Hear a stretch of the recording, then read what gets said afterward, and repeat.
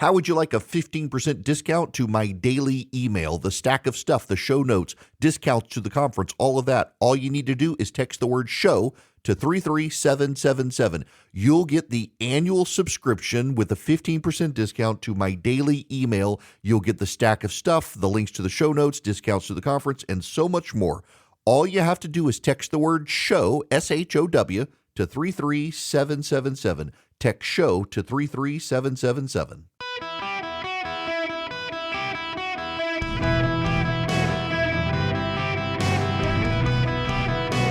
Welcome to the Eric Erickson Show podcast, Hour 1.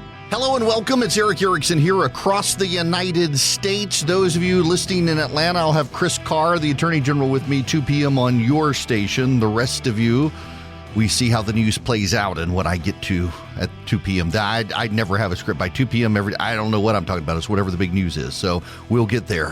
But you in Atlanta will have Chris Carr, the Attorney General. Had Brad Raffensperger yesterday.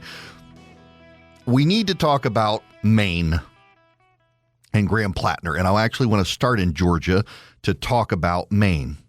In 2022, I supported Latham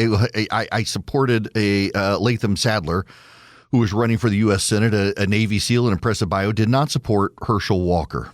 I said in 2022 in the primary that Herschel Walker was a perfectly nice man, but had so much baggage in his past that most people weren't paying attention to, that he would be destroyed in the general election, and that suburban white women who Republicans need to win in Georgia would not vote for Herschel Walker.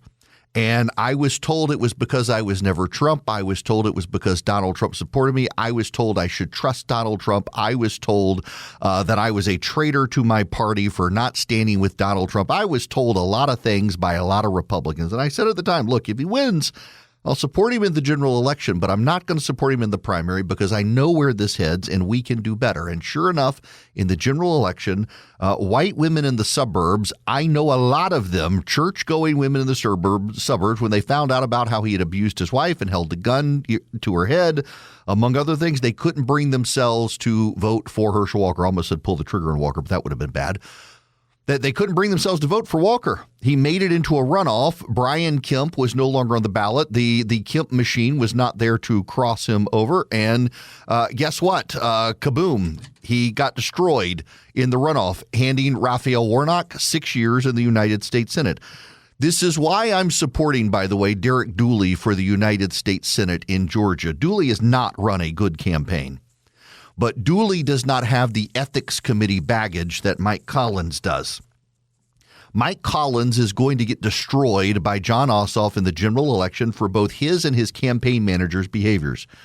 If you haven't heard about the problems with Mike Collins' chief of staff / campaign manager, you can Google it for yourself. Personnel is policy. That Mike Collins would continue to subsidize that behavior is bad in and of itself, but the ethics problems that Mike Collins has currently in the Ethics Committee of the United States House of Representatives are going to be used by Jon Ossoff to destroy Mike Collins in the general election.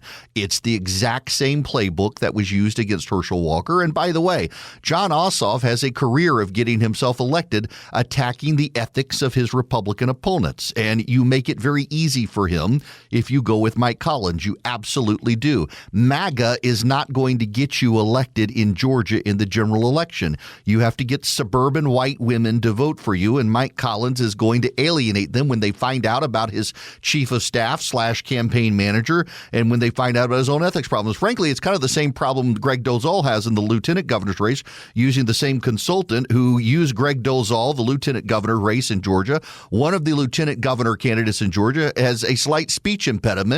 And as far as I understand, the campaign strategist used Greg Dolezal's Twitter account to attack the other lieutenant governor account for his speech impediment. Of all the damn things to attack someone for, a man who loyally served his country in the military, you're going to attack him for a speech impediment. Dolezal had to apologize for the guy, and Collins is going to have to apologize for the guy too.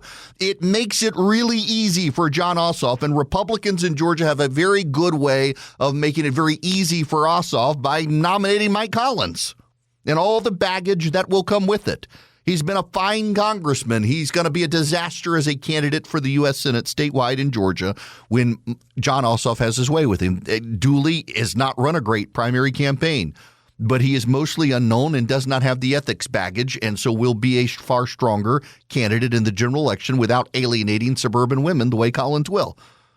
But now when I said this in 2022 with Walker and Republicans mocked me in the primary and the general, I said, look, same thing here. If Collins gets the nomination, I'll support Collins in the general. I just think he's going to lose. I said the same thing about Walker. And when I did in 2022 with Herschel Walker, a whole lot of people on the Democratic side eviscerated me for standing with a guy who had pointed a gun at his wife's head. And my statement then was that Herschel Walker had changed. He had gotten the therapy. Even his ex-wife said that he had gotten the therapy and we shouldn't hold these things against him. And then his son, of course, came out and sabotaged his campaign.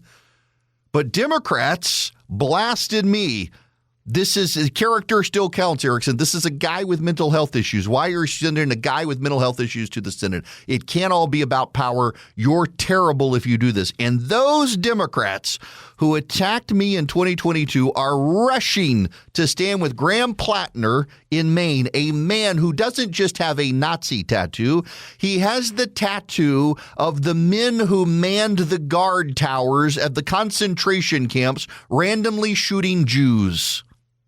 It's called the Totenkampf, and he referred to his staff and said, this is my Totenkampf, and he showed them the tattoo. The tattoo is a very specific tattoo. And by the way, the media tried to be charitable to this guy and said it resembles. No, it resembles at CBS News because it is the Totenkampf. And at one point, he admitted it. And then he said he didn't know. And now he says it is, but he got it because he was in the military, and the military turns men to Nazis. And now he's a troubled man who had a bad past. The Herschel Walker standard for these Democrats, they said then you can't support this guy because of what he did in the past. It's all about power and hypocrisy for them. Remember, the OK symbol is a white supremacy symbol. Democrats were attacking Republicans and white students who were conservatives for the OK symbol, claiming that that was a sign of white supremacy, and now they're supporting a Nazi. They're totally fine with a Nazi. They were really upset with Pete Hegseth's tattoo, the Christian tattoo that Pete Hegseth has. And now they're perfectly fine with a guy who literally has on his chest the tattoo of the SS brigade that managed the Holocaust for the Nazis. That's not an exaggeration. The guards in the towers who oversaw the concentration camps all had the same tattoo that Graham Plattner has, who himself says he hates the Jews. In 2014, Graham Plattner rooted for Hamas and said Hamas is better than the Jews. He said he's no longer a Nazi. He's now a communist. That's Graham Plattner actually said, I'm not a Nazi. I'm a communist. You know, in Poland, the communists and the Nazis, well, talk to the Poles about what the communists and the Nazis did together to the Poles. And the Democrats who lectured us about character, the Democrats who lectured us about fitness for office, they're now backing a Nazi who now says he's a communist, who now says he's a small business owner, who once said that the oyster and lobster farmers of Maine are trash, racist rednecks, and now says he loves them. A man whose father and grandfather were extremely wealthy. He says he's working class. He's an oyster farmer because he adopted a hobby. The man's father bought him his house. His grandfather was super wealthy, designed the Ford Foundation building. He went to an elite private school. He went to an elite academic institution for college, and now he's pretends to be blue collar. The Democrats are having a Nazi cosplay as a blue collar guy from Maine who previously said how much he hates rural Mainers, how redneck and racist they are, how backwaters and backwoods hicks they are. He doesn't like them and hated the state. It's wild. In Michigan, you know, the one of the women in Michigan who's running was still voting in California as a Michigan resident and deleted a bunch of tweets where she talked about how much she hates the state of Michigan. And now the guy who's the new front runner who campaigns with the guy who wants to assassinate his political opponents, we've discovered, has deleted a bunch of tweets about defunding the police and hating the Jews. The Democrats are trying to reinvent themselves in real time. And frankly, I think all Republicans everywhere should be standing up for this stuff. And it's wild to watch the media give these people a pass as well. It's absolutely wild to see the National Press Corps standing in for these people and telling us that it's no big deal, that they were at one point angry loners who finally turned the corner. No, for Herschel Walker, I told you people what was going to happen with him, and the media did it to him. And the Democrats did it to him. And you Republicans were mad at me in the primary for not supporting him because Donald Trump supported him. And I told you what was going to happen. It's the same reason I'm supporting Derek Dooley now instead of Mike Collins. I can tell you exactly what's going to happen.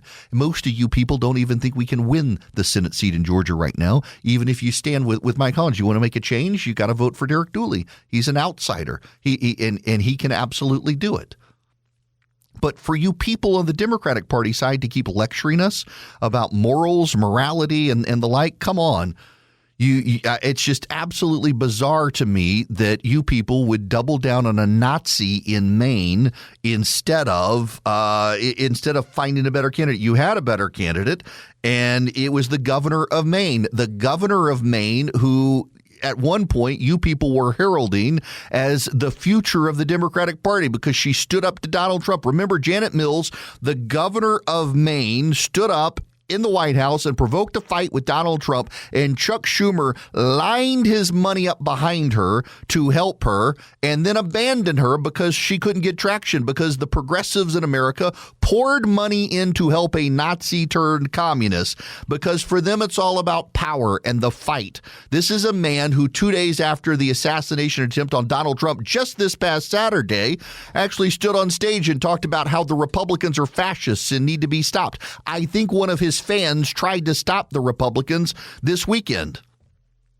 The wild double standard of Democrats who for years have lectured Republicans on the quality of their candidates and now are pretending the Nazi is just fine. Jon Favreau, not the actual accomplished director, but the Obama speechwriter, lives in Los Angeles. He doesn't actually know Graham Plantner. He's probably spent a little bit of time with Graham Plantner, but not very much. He's now on social media insisting that actually Graham Plantner has changed. He had a hard life. Yes, the guy whose family is extremely wealthy, he had a hard life. Back in October, before they started rallying to him, the liberals at Slate Magazine, this is the headline. The situation with the shirtless oyster farmer Democrats' Nazi tattoo is getting more ridiculous by the second. He hasn't had a great week. That's from last October. Now they're rallying around the guy. They've given him favorable treatment in Bon Appetit magazine, of all things. And the Democrats, well, he had a hard life. He struggled. He's a fake populist. His grandfather was a famous architect, designed the roof of the Ford Foundation. He went to Hotchkiss School, an elite school. He spent his 30s on Reddit talking about how he's no longer a Nazi but a communist and that rural white people are stupid. That's the guy the Democrats have decided to run. This is Jon Favreau, the speechwriter for Obama. Graham Plantner isn't just our best and only chance to beat Susan Collins. He's a good, decent man who struggled and grown and is always trying to do better. I hope everyone with reservations takes a little time to get to know the real-life version of him, not what the algorithm throws in your face.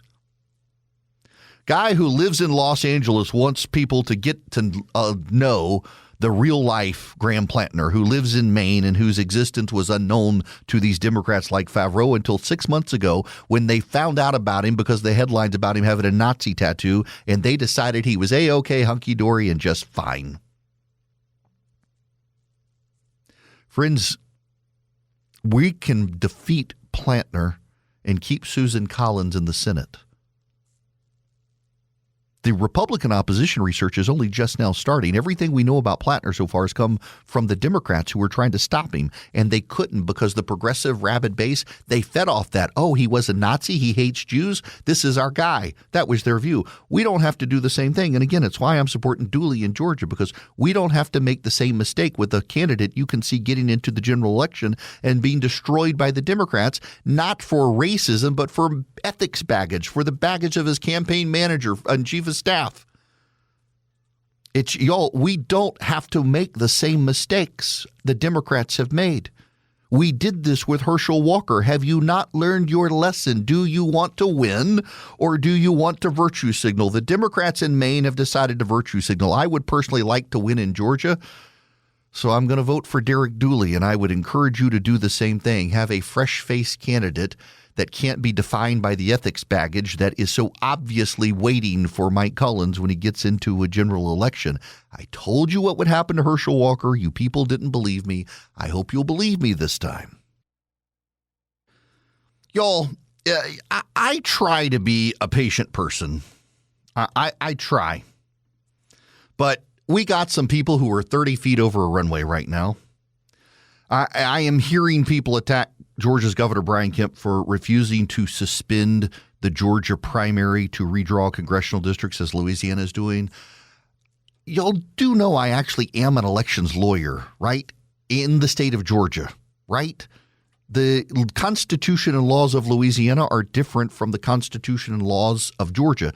In addition to a federal Supreme Court case from 2006 that prohibits states from changing election rules while the election is underway, Georgia law itself does not allow the governor of the state of Georgia to suspend an election once it's already started. The early vote started last Monday in Georgia. In Louisiana, the early vote had not started when the governor of Louisiana suspended it. But also in Louisiana, the Supreme Court just ruled their districts unconstitutional, and then a 3-judge panel in Louisiana ordered that they immediately be redrawn. That has not happened in Georgia. In fact, Georgia's current election districts were upheld by the federal courts 2 years ago. So for you to say that Georgia's districts are now unconstitutional, no, they're not. A federal court order says they're legal and constitutional, and that hasn't been revisited, so Georgia's governor doesn't have the power to do it. Stop being stupid. The grifters are trying to make you people angry at the governor of Georgia, who does not, under the laws of the state and federal government, have the power to do what the governor of Louisiana can do. You do understand that states are different, correct? You do understand we have 50 states with each have their own unique constitution. Louisiana's in particular is the most unique. How do I know? I'm from Louisiana. Oh my gosh, the grifters are whipping people into a frenzy. Old Glory Bank would like to be your bank. Don't let them whip you into a frenzy. Old Glory Bank is my bank. I have a no-fee checking, no-fee savings account with Old Glory Bank. You can get one too. Your business can get a checking account with Old Glory Bank. They make it possible for you to deposit cash. I've got a great app on my phone from Old Glory Bank. I can generate a QR code, go to 88,000 retail locations around the country and deposit cash, and it just works fantastically. I can also deposit checks with the mobile app, and I've never had to go to a bank branch. If your kid needs a custodial account, if they're making money and like doing odd jobs and stuff, Old Glory Bank would be a great bank for them. Get them the no-fee checking account. They're not paying a monthly fee. They're accumulating money. They're learning how to use a checking account. They have great apps, great bill pay, great budgeting tools online. oldglorybank.com/Eric. Go check it out. If you're active duty or first responder, they've got great deals for you. We'll waive some fees for their premium accounts. oldglorybank.com/Eric. Member FDIC, equal housing lender. Terms and conditions apply. Check out oldglorybank.com/Eric today. It is an Open Line Friday, 877-973-7425. Should you wish to be on the program, as always, text Eric, ERICK, to 33777, and you can get the live stream, the show notes, the podcast. Just a programming note for all of you listening. If you're on my flagship station, WSB, I'll have separate programming for you at 2 p.m. My conversation with the Georgia Attorney General, Chris Carr, who's running for governor. We've done 3 of the 4 big candidates. Burt Jones is coming up. For all of you, you need to know something, and I find this very, very, very funny. President Biden has made his first formal endorsement for the 2026 campaign season. Joe Biden has not endorsed a single member for the U.S. Senate. He has not endorsed a person for the U.S. House. He hasn't endorsed anyone until today. Joe Biden, former president of the United States, has today endorsed a single candidate for office. That would be Keisha Crimeway Bottoms to be governor of the state of Georgia. For those of you who know nothing about this woman, because you don't live in Georgia. This is the person that Joe Biden decided to endorse, his first endorsement, black female in Georgia. Under her leadership in office of mayor of Atlanta, the city burned down for the first time since Sherman marched through. During the summer of 2020, the mayor of Atlanta tried to shut down businesses in the city of Atlanta for COVID. And the governor of Georgia, Brian Kemp, stood up to her and said, "You are prohibited by state law from shutting down your businesses. You can't do it." Then when the George Floyd riots broke out, she initially sided with the police, and people were referring to her as the city's mom.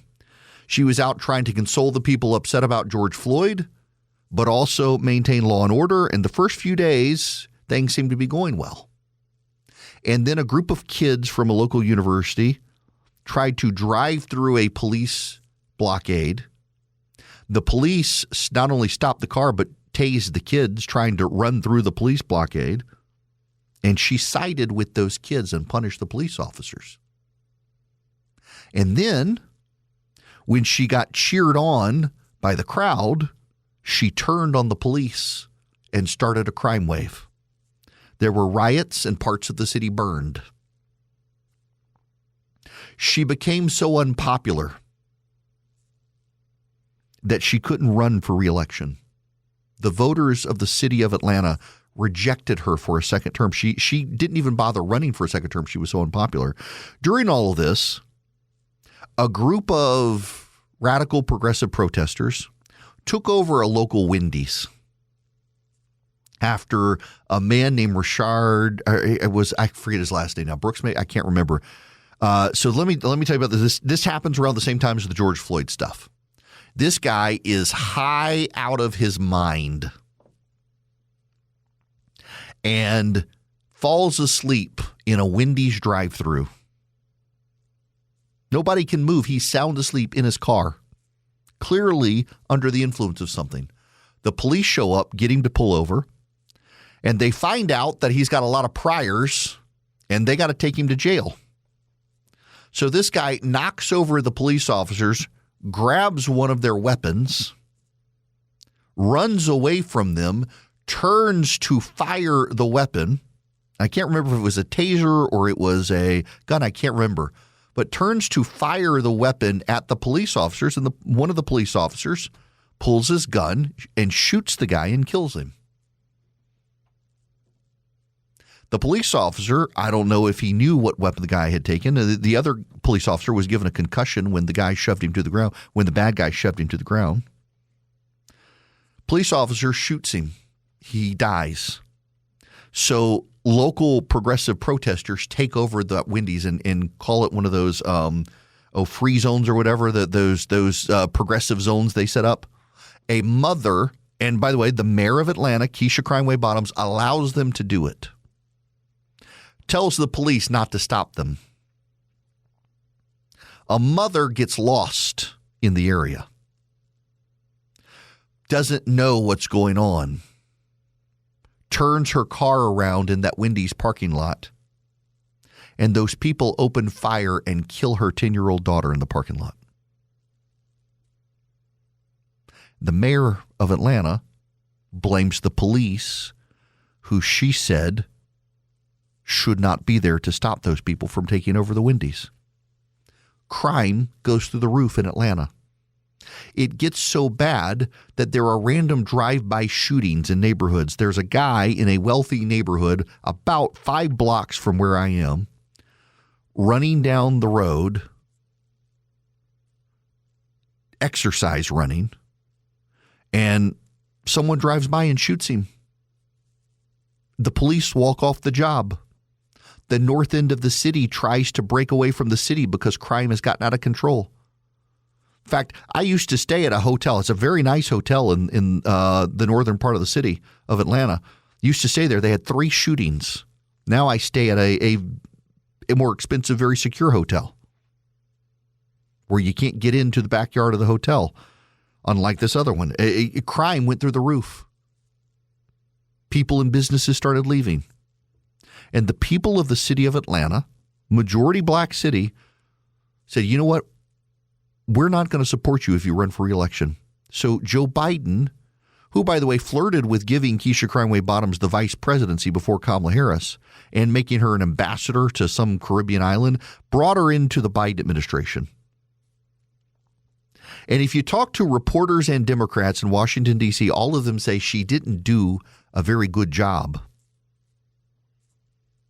And now she's decided to run for governor in Georgia, and the Democrats in Georgia have decided she's their pick. The latest polling has come out. She's over 50%. She's not even going to have a runoff. And this is who Joe Biden is endorsing today. The only person nationwide Joe Biden is endorsing, the entire country, for Senate, for Congress, for governor's mansions, you name it. The only person Joe Biden is endorsing is the woman who caused the city of Atlanta to burn for the first time since General Sherman marched through in the Civil War. The woman who provoked a crime wave. The woman whose bad decisions as mayor led to a small child being murdered in a Wendy's parking lot. This is who Joe Biden wants to be governor of Georgia. And everybody else should probably pay attention. I hope to God the Democrats nominate her. I really hope she becomes the Democratic nominee. There is someone the Democrats would be smart to nominate. I don't know if I should mention him. No, I'm not talking about Jeff Duncan. So Georgia used to have a Republican lieutenant governor. His name's Jeff Duncan. This guy, I thought he had principles, but he doesn't. It turns out he just wants to be in the limelight. He was a pro-life conservative Republican. He's now a pro-abortion liberal Democrat. I mean, turned on a dime. He actually authored the fetal heartbeat legislation in Georgia. He authored the legislation banning boys and girls sports. And now he's running for the Democratic nomination for governor, rejecting everything he once stood for. He's doing an apology. I'm so sorry I was pro-life. I've seen the light. I'm so sorry I was against transgenderism. I've seen the light. I'm so sorry I voted to cut taxes. I've seen the light. I'm so sorry I was for free trade. I've seen it's the most embarrassing thing I've ever seen. I mean, the guy clearly is a sociopath. I could not sleep at night if I were running on a campaign trail diametrically opposed to everything I believed a year ago. But, I mean, Trump derangement syndrome just breaks people. Broke this guy. He was an ardent critic of Donald Trump. Couldn't get ahead in politics because of it. It's just broken. No, the person that the Democrats should really think about if they were smart, like the Republicans should think about Dooley for the Senate, they should be thinking about Michael Thurmond for governor. So who is this guy? This guy was the last statewide elected Democrat.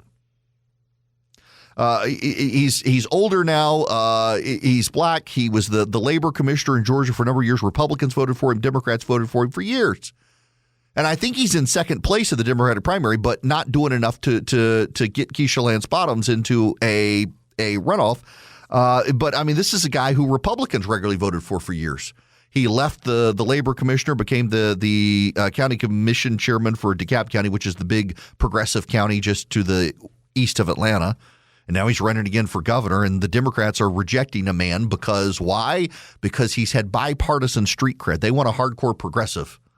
And Keisha Lance Bottoms is the closest they can get. It's absolutely insane to watch the parties these days nationwide. Look in Texas. Look at Texas. In Texas, you got the Republicans out there probably going to give Ken Paxton the nomination, which he can win because Tallarico's so bad, but they're going to have to spend inordinate amounts of resources to get this guy elected because he's so terrible. I mean, he's cheated on his wife multiple times. His own staff reported him to the FBI for corruption. You got in Texas, the Republicans have lost their minds getting Ken Paxton ahead. I hope he loses the runoff, but you got Ken Paxton. You got Graham Plantner for the Democrats in Maine. It's like the parties have lost their minds when it comes to electing people. You know what the goal of an election is? To win. The goal of the election is to win. To win. It's not to win the primary, it's to win the general election. And both sides seem hell-bent on winning primaries with candidates who cannot win general elections. The Republicans with Mike Collins in Georgia for the Senate, when they got Derek Dooley sitting out there who could probably challenge John Ossoff. You got the Democrats in Georgia with Keisha Lance Bottoms, who's not going to win. You got the Democrats in Maine with Graham Plantner, who's not going to win. You got the Democrats in Michigan with the guy who campaigned with Hassan Piker, wanted to defund the police and hates the United States. You got Ken Paxton for the Republicans in Texas, probably the most corrupt politician running nationwide this year. Both sides have forgotten the rule is you want to win the general election, not the primary. You should not put up candidates in primaries who are going to lose the general elections. And these people, Paxton is the sole exception. He can win because it's Texas, but it's going to be brutal for the GOP. They're going to have to spend so much money on him. They're not going to be able to win some of these other races, the amount of money they'll have to spend on him. Both parties have seemingly lost their minds when it comes to the primaries. And you know what it is? It's, you know how I can tell we're in the actual end times? No hyperbole intended. It's the itching ears, the tickling ears. People have itches in their ears they want scratched. They've got tickles. We're at a time where reason and logic no longer apply. It's one of the signs of the end times. People have itching ears. They want to hear what placates that itch. They want to be told what affirms them. I had a radio pitch yesterday for this new advertiser who's coming on, and they asked me what sets my show apart. I was like, yeah, buddy, half the time I tell the people not the stuff they don't want to hear that they need to hear. He's like, what? And it's like, yes, I got great ratings for it, but I'm not here to affirm people's sense of stuff. Half the time I got to tell people they're idiots for believing other stuff. Lovingly, some of you are 30 feet over the runway, though, but I mean, come on. I mean, this stuff is so obvious. I mean, that's not the light at the end of the tunnel for any of us. It's a fast approaching train. And you can see it. And the Democrats and Republicans have just decided, you know what, let's scratch our ears and deal with the itch in the primary and get the people nominated who can't win the general, but at least it will affirm our true selves. And then we can be victims when we lose. We can say the election was stolen and we can be professional victims. Both sides do it. Both sides do it. And it's sad, you know, that the party that's going to win is the party that tries not to out-insane the other one, but both sides are in a rush to be more crazy than the other party right now. If I sound like I'm in a bad mood, it's because I didn't have a good night's sleep last night. I didn't have my perfectly snug mattress topper in my hotel room, and I kept getting hot. You know, I was in a great hotel, but it just didn't cool off enough. Had I had my perfectly snug mattress topper, I could have woken up in the middle of the night and adjusted it and made it even cooler. It's like an air conditioner for your bed. And you can save $280, and you can get a perfectly snug mattress topper by going to perfectlysnug.com/Eric.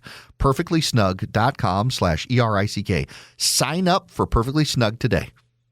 Go to perfectlysnug.com/Eric. This thing, it's a mattress topper. You put the fitted sheet over it. It can generate enough airflow. You can watch your mattress, your fitted sheet inflate. It's so great. It cools you down. It also has a heater. So when you get cold, it can warm you up, and it can adjust automatically through the night. You can control it with your cell phone, Android or iOS.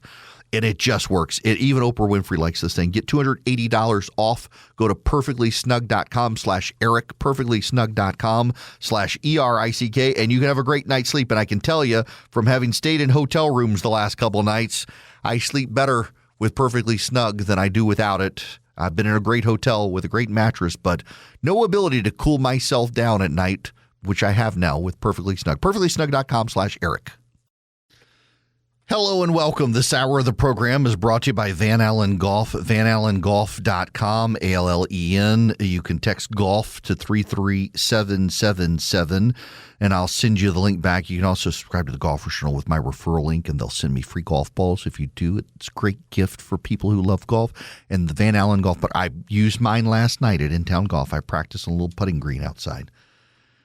My back's been sore, so I haven't done much. I got to get better. I got to get better at golf. I'm joining a new golf club with apparently a great golf pro, and I'm just going to commit to weekly lessons because I got to get better. I really got to get better because I'm bad. I'm getting better, but I'm still bad. And I keep getting asked to do these charitable tournaments. And I'm like, I can't because I would be the charity case at the golf tournament. I'm that bad. My handicap is measured in balls lost. I mean, I've got like a 23 handicap.